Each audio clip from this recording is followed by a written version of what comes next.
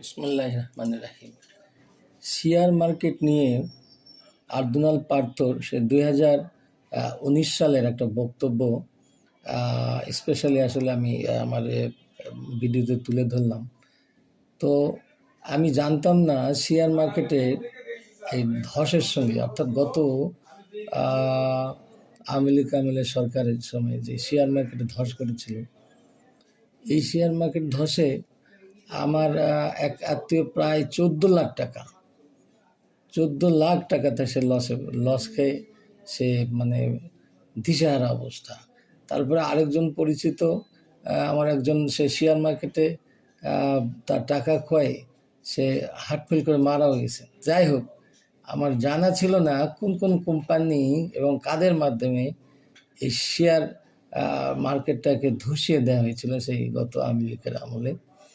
তো আর্দুনাল পার্থ তার সংসদে 2019 সালে এত সুন্দরভাবে উপস্থাপন করছেন। তো সেই তার কথাটাই আমি আপনাদের সামনে তুলে ধরলাম। এখন শুনে নেন একটু। অর্থনীতি নিয়ে কথা বলতে হয়। স্পিকার, আজ থেকে ঠিক 1 বছর আগে এখানে দাঁড়িয়ে বলে গিয়েছিলাম দরবেশ তার মুরিদদের কথা শেয়ার মার্কেটে। সেই দরবেশের কথা এখন বাচ্চাও বাংলাদেশে কিন্তু বলতে পারে। সেই দরবেশের বিচার হয়নি মাননীয় স্পিকার। এছাড়া আরো যত মুরিদ ছিল কারোই বিচার হয়নি। মাননীয় স্পিকার, গতবার তো বলে গিয়েছিলাম শেয়ার মার্কেটে জড়িত কারা ছিল। এখন সময় এসেছে হালকা করে বলার কিভাবে শেয়ার মার্কেটের ঘটনাটা ঘটানো হলো। 2010 সালের সেপ্টেম্বরে সিডিবিএল দেখতেই বোঝা যায় জেড ক্যাটাগরি নামে কোন কোন কোম্পানিগুলি তাদের টাকাগুলি বের করে ফেলেছে।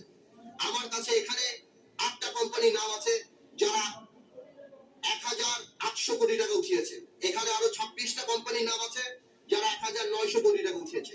এখানে আরো আছে যারা 2000 কোটি টাকা উঠিয়েছে। মানে স্পিকার, সংসদ বা আমাদের গভর্নমেন্ট থেকে, সরকার থেকে বলা হলো, রেগুলেটর লাগানো হলো, এটা লাগানো হলো, অনেক কিছুই দেখেছি আমরা। পরে আবার সিসিটিভি ক্যামেরাও লাগানো হলো। এই টিভি ক্যামেরাগুলি যদি এই কালপ্রিটদের বাড়ির সামনে লাগানো হতো তাহলে দেখা যাবে টাকাগুলি কোথায় গিয়েছে। মাননীয় স্পিকার, একটা ইনভেস্টিগেশন কমিটি করা হলো, সেটা রিপোর্ট দেওয়া হলো।